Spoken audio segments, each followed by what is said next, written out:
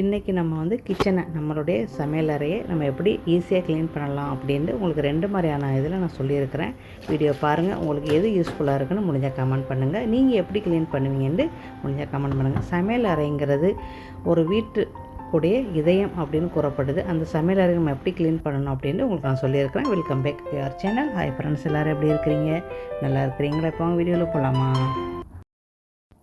First tip வந்து நான் எப்போதும் ரெகுலராக செய்கிறது உங்களோட ஷேர் பண்ணிடுறேன் ஃபஸ்ட்டு. ஓகே, இந்த மாதிரி சமைச்சிக்கிட்டு இருக்கையிலேயே பாத்திரங்கள் இது பண்ண கொஞ்சம் கொஞ்சமாக கழுவி தண்ணியை வடித்து வச்சிடுறது. அந்த வேலைகளை ஃபுல்லாக அப்படியே க்ளீன் பண்ணிக்கிட்டே போகிறது. அந்த குழம்பு கொதிக்கும், கிரேவி கொதிக்கும், கிரேவி வேகணும், உடனே எல்லாமே செய்ய முடியும். அந்த மாதிரி செஞ்சுக்கிறது. ஓகே, இது ஒரு இது.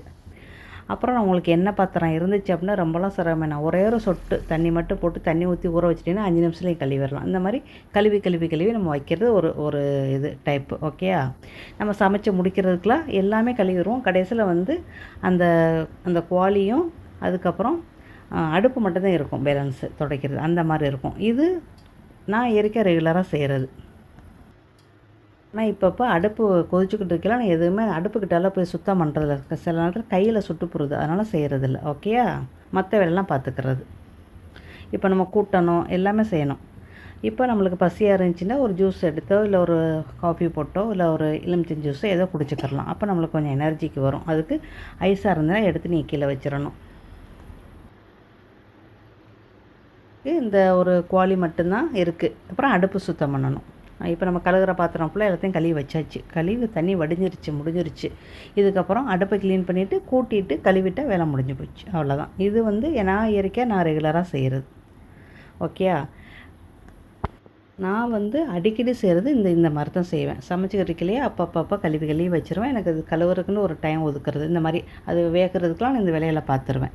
இது இப்படி தான் ஜே மாம்ஸ் செய்கிறேன். ஓகேயா, 2 என்னென்னா இந்த மாதிரி பாத்திரத்தை சேர்த்து வச்சுட்டு கடைசியில் வந்து நம்ம வந்து சமையல்லாம் முடிச்சுட்டு அடுப்பெலாம் தொடச்சிட்டு அதுக்கப்புறம் கழுவுறது. இது ஒரு டைப்பு ஒரு கிளீனிங். ஓகே, மொத்தத்தில் நம்ம வந்து க்ளீன் பண்ணிடணும். நம்ம அப்படியே போட்டு வச்சுக்கிட்டே இருக்கக்கூடாது. அதுதான் ரொம்ப ரொம்ப ரொம்ப முக்கியம். ஒரு பக்கம் வந்து எண்ணெய் பாத்திரத்தை ஒதுக்கி வச்சுருக்கிறேன், இன்னொரு பக்கம் வந்து எண்ணெய் இல்லாத பாத்திரத்தை ஒதுக்கி வச்சுருக்கிறேன். இப்போ நம்ம வந்து அடுப்பை போய் க்ளீன் பண்ணிவிட்டு வருவோம். சின்ன துணியை வச்சு நீங்கள் வந்து இந்த அடுப்பில் கிடக்கிற முதல்ல அந்த இதை ஃபுல்லாக எல்லாத்தையுமே நீங்கள் எடுத்துடணும். அதுக்கப்புறம் தான் ஏதாவது சோப்பு லிக்விட்டை வந்து ஸ்ப்ரே பண்ணி விட்டோ இல்லை வந்து ஸ்பாஞ்சில் வச்சோ நீங்கள் தேய்ச்சிட்டு அதுக்கப்புறம் இன்னொரு துணியை வச்சோ இல்லை ஒரு டிஷ்ஷோ வச்சோ நீங்கள் துடைச்சிடணும். ஓகேயா, அந்த மாதிரி நம்ம எப்போவுமே சமைச்சு முடித்ததோடய செஞ்சிடணும். ஒரு நாளைக்கு ஒரு தடவையாவது நீங்கள் இந்த வேலையை பார்த்துடணும். அப்போ தான் நம்மளுடைய கிச்சன் சுத்தமாக இருக்கும். நம்மளுக்கு வந்து இந்த மாதிரி சாப்பாடெலாம் கொட்டி கிடந்து நம்ம அப்படியே போய் படுத்துட்டோம் அப்படின்னா அதில் கரப்பாம்பூச்சி, பல்லி, பாய்ச்சான் எல்லாமே நம்ம கிச்சன் உள்ளுக்கு நம்மளே வந்து வர வச்சுக்கிற மாதிரி, நம்மளே நோயை வந்து காசு கொடுத்து வாங்குகிற மாதிரி, அந்த மாதிரி ஆயிரும். நம்ம இதுக்கு சோம்பல் பார்த்தோம் அப்படின்னா நம்ம வந்து ஒரு ஆரோக்கியமான சமையலை நம்ம குடும்பத்துக்கு செஞ்சு கொடுக்க முடியாது. கண்டிப்பாக எல்லா பெண்களுமே யார் சமைக்கிறாங்களோ, ஆண் சமைச்சாலும் சரி பெண் சமைச்சாலும் சரி, அந்த கிச்சனை வந்து நல்லா சுத்தமாக நீட்டாக வச்சுறது ரொம்ப ரொம்ப நல்லது. ஒரு நாளைக்கு ஒரு தடவை நம்ம சமைச்சு முடித்ததோடய நம்ம இதை சுத்தம் பண்ணிட்டோம்னா நம்மளுக்கு ரொம்ப ஈஸியாக இருக்கும். துணியை கூட கொஞ்சமாக சோப் பவுட்ரு போட்டு ஊற வச்சிடணும். இந்த மாதிரி நம்ம செஞ்சுக்கிட்டோம்னா நம்மளுக்கு ரொம்ப ரொம்ப நல்லது. ஓகேயா, சட்டி பாத்திரத்தை குமிச்சு வச்சுருந்தீங்கன்னா அது உங்களுக்கு டயர்டாக இருக்கும் கழுவுறதுக்கு. அப்போ ஏதாவது ஒரு பழங்களத்தை கட்டிங் பண்ணி சாப்பிட்டுட்டு அதுக்கப்புறம் அந்த வேலையை பார்த்தீங்கன்னா உங்களுக்கு கொஞ்சம் எனர்ஜிக்கு வரும். இந்த மாதிரி சபீனா பவுடரை வச்சு நீங்கள் க்ளீன் பண்ணலாம். இல்லைன்னா ஏதாவது லிக்விட் இருந்துச்சுன்னா அதை வச்சு நீங்கள் க்ளீன் பண்ணலாம். இல்லைன்னா இந்த மாதிரி ஜெல் இருந்தாலும் ஓகே தான். ஏதாவது உங்களோட வசதிக்கு எதை வேணுமோ யூஸ் பண்ணிக்கிறங்க. மொத்தத்தில் இப்போ நம்ம எண்ணெய் இல்லாத பாத்திரத்தை ஃபுல்லாக எல்லாத்தையுமே தேய்ச்சாச்சு. இந்த குமிச்சு வச்ச நாள் அன்னைக்கு ஓகே தேய்ச்சாச்சு. இந்த சைடு வந்து எண்ணெய் இருக்கிற பாத்திரத்தையும் தேய்ச்சி இந்த பக்கம் வச்சாச்சு. ரெண்டையும் மிக்ஸ் பண்ணலை. இப்போ வந்து எண்ணெய் இல்லாத பக்கம் வந்து நம்ம வந்து அதை கழுவிட்டு அதுக்கப்புறம் இதை கழுவணும். இப்போ இந்த பக்கத்தில் எல்லாமே நம்ம வந்து கழுவி அந்த அழுக்கெல்லாம் அந்த கொஞ்சம் இருக்குது பாருங்கள், அதெல்லாம் எடுத்து கூடையில் கொட்டி டஸ்ட்பினில் போட்டுருங்க. கிச்சன் வேஸ்ட் இருந்துச்சுன்னா நீங்கள் கம்போஸ்ட்டுக்குள்ளே போட்டுருங்க. அதுக்கு மேலே உங்களுக்கு கடனை இருந்துச்சுன்னா கம்போஸ்ட்டுக்குள்ளே போடுங்க. இல்லைன்னா எல்லாத்தையுமே டஸ்ட்பின்லேயே போட்டுருங்க. இது சிங்கில் போட்டோம் அப்படின்னா அதை சாப்பிட்றதுக்கு என்ன வரும்? கரப்பாம்பூச்சி, பல்லி இது வரும். அதனால் எப்போ நீங்கள் செய்கிறீங்களோ அப்போ கையோடு கழுவி வச்சுருங்க. அப்புறம் செய்யலான்டா உங்களோட கிச்சனை வந்து அழுக்காக போயிடும். அதே நேரத்தில் உங்களுக்கு சமைக்கிறங்கிற ஒரு இன்ட்ரெஸ்ட் வராது. அதாவது நம்ம சமைச்சு ஆரோக்கியமான சமையல் நம்ம செஞ்சு கொடுக்கவும் முடியாது நம்ம ஃபேமிலிக்கு. அதில் கவனமாக இருந்துக்கிறங்க. இந்த குப்பை எல்லாத்தையுமே தூக்கி போட்டுறணும். தூக்கி போட்டு சிங்கை இன்றைக்கி பெண்டிங் வந்து சிங்கை மட்டும் இன்னும் தேய்க்கலை. சிங்கை வந்து அந்த சபீனா போடுற மாதிரி ஒரு பவுடர் காட்டணும் தெரியுமா, அதை போட்டு க்ளீனிங் பண்ணிடுங்க. ஓகேயா? நல்லா கம்பி ப்ரஷ் ஸ்டீல் ப்ரஷ்ஷை வச்சு நல்லா தேய்ச்சி தண்ணி ஊற்றி கழுவிட்டீங்கன்னா முடிஞ்சிருச்சு. ஒரு நாளைக்கு ஒரு தடவை சிங்கை க்ளீன் பண்ணால் தாராளமாக போதும் உங்களுக்கு. நம்மளுக்கு ஏற்க டயர்டாக இருக்கும். கொஞ்சோண்டு ஏதாவது ஒரு உங்களுக்கு பிடிச்சமான தண்ணி இல்லை ஒரு பழத்தை கட்டி பண்ணி சாப்பிட்டீங்கன்னா உங்களுக்கு அது ஒரு எனர்ஜிக்கு வரும். அந்த வேலையை கரெக்டாக முடிச்சிடலாம். இதை நான் வந்து பாத்திரம் காய வைக்கிறதுக்குள்ளே ஸ்டாண்டு. ஓகே, என்கிட்ட கூடையெல்லாம் கிடையாது. இந்த மாதிரி ஆனால் கதவு பக்கத்தில் தான் வச்சுருப்பேன். நல்லா காற்று வரும், வெயில் அடிக்காது, காற்று வரும். ஆனால் இந்த ஓட்டை இருக்கிறனால நம்மளுக்கு ஈஸியாகவே காஞ்சிரும். எனக்கு வந்து கரெக்டாக 2 மணி நேரத்தில் எனக்கு வந்து காஞ்சிரும். நான் அதோட எடுத்து அடுக்கி வச்சிடலாம், ஒன்றும் பிரச்சனை இல்லை. ஓகேயா? இது எனக்கு ரொம்ப ஒரு யூஸ்ஃபுல்லாக இருக்குது. கிச்சனில் ரொம்ப முக்கியமானது நீங்கள் பார்க்கணும், டஸ்ட்பினை பார்க்கணும். நீங்கள் பிளாஸ்டிக் போட்டுறீங்க, பிளாஸ்டிக் வந்து சில நேரத்தில் சில டஸ்ட்பினில் வந்து கரெக்டாக வந்து வைக்க முடியாது. அப்போ கிளிப்பு போட்டுறணும். இல்லைன்னா நீங்கள் போடும்போது அந்த பிளாஸ்டிக் வந்து சேர்ந்து அப்படியே போயிடும். அது ஒன்று. இன்னொன்று வந்து கண்டிப்பான முறையில் பிளாஸ்டிக் பேக் போட்டுட்டிங்கன்னா உள்ளுக்குள்ளேருந்து ஒரு பேப்பரை மடித்து வைங்க. இல்லைன்னா கிச்சன் டிஷ்யூ பேப்பரை எடுத்து மடித்து அதை கீழே வச்சுருங்க. அப்போ தான் உங்களுக்கு தண்ணி வந்து கீழே இறங்காது. ஓகேயா? இதே மாதிரி செஞ்சீங்கன்னா உங்களுடைய குப்பை தொட்டியில் வந்து தண்ணி வந்து கீழே இறங்காது. அந்த டிஷ்யூ பேப்பரோ இல்லை பேப்பரோ அதை அப்படியே இழுத்துக்கிறோம். அப்போ நீங்கள் பிளாஸ்டிக்கோடு அப்படியே சேர்த்து நீங்கள் தூக்கி போட்டுடலாம்.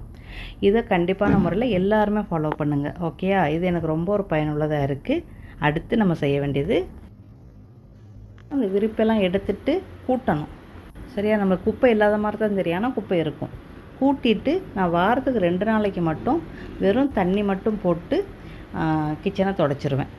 வாரத்தில் ஒரு நாளைக்கு மட்டும்தான் சோப்பு லிக்விட் போட்டு துடைக்கிறது. ஏன் நம்ம இதை துடைக்கணும் அப்படின்னா, சில நேரத்தில் எண்ணெய்கள் இருக்கும். இந்த எண்ணெயில் நீங்கள் வந்து அப்படியே நடந்துட்டு ஹாலுக்கு போனீங்கன்னா அந்த ஹால் உங்களுக்கு அழுக்காக போகும். அதை தவிர்க்கிறதுக்கு நீங்கள் உங்களுக்கே தெரியும் உங்கள் கிச்சன் வந்து ஏதாவது எண்ணெயாக இருக்குதா அழுக்காக இருக்கான்னு தெரியும். அப்போ நீங்கள் வந்து அந்த கிச்சனை மட்டும் துடைச்சிடணும். அப்போ தான் உங்களுக்கு நீட்டாகவே இருக்கும். நம்ம வீட்டு கிச்சனை வந்து எண்ணெயோடு துடைச்சி 5 நாளாச்சு. இன்றைக்கி தான் மறுபடியும் நான் துடைக்கிறேன். ஆனால் நம்ம வீட்டு கிச்சன் வந்து அந்தளவுக்கு அழுக்கு இல்லை. நம்ம வந்து எண்ணெய் பொரிக்கிறது ரொம்ப குறவு. அதனால் நீங்கள் அதிகமாக சமைச்சிங்க, எண்ணெய் பொரியல்லாம் நிறையா செஞ்சீங்க அப்படின்னா நீங்கள் கண்டிப்பாக நம்மள டெய்லியே நீங்கள் வந்து கிச்சனை வந்து துடைச்சிடணும்.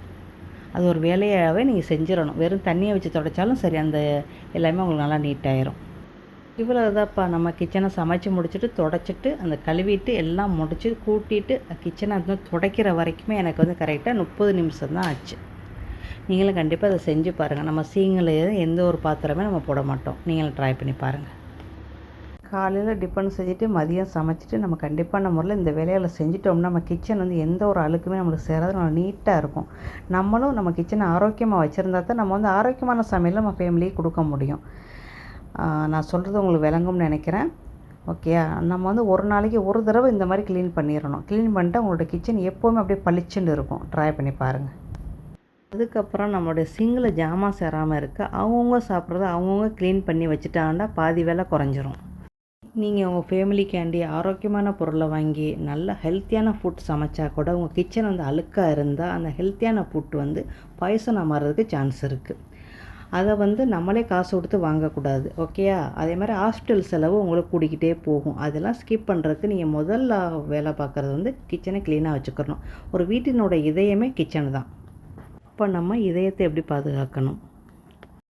நம்ம சமைக்கிறவங்களும் மனிதர்கள் தான். ஒரு சில நேரத்தில் சமைச்சிக்கிட்டு இருக்கல நம்மளுக்கு ரொம்ப டயர்டாயிரும். கழுவவோ துடைக்கவோ முடியாது. யாராவது செஞ்சால் நல்லா இருக்குமே நம்மளுக்கு படும்.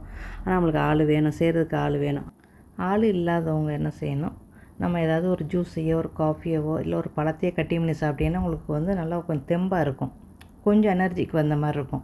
அப்போ கடாடுன்னு நீங்கள் இந்த வேலையை முடிச்சுட்டு அதுக்கப்புறம் நீங்கள் போய் ரெஸ்ட் பண்ணலாம். கண்டிப்பாக செஞ்சு பாருங்கள். இல்லை இருக்கிறவங்களும் கொஞ்சம் கொஞ்சம் உதவி செஞ்சுக்கிறங்க. நீங்கள் சாப்பிட்றத நீங்களே கழுவி வச்சுட்டனால பாதி வேலை குறைஞ்சிரும். அடுத்த பதிவில் சந்திக்கலாமா? வாழ்க வளமுடன். அஸ்ஸலாமு அலைக்கும்.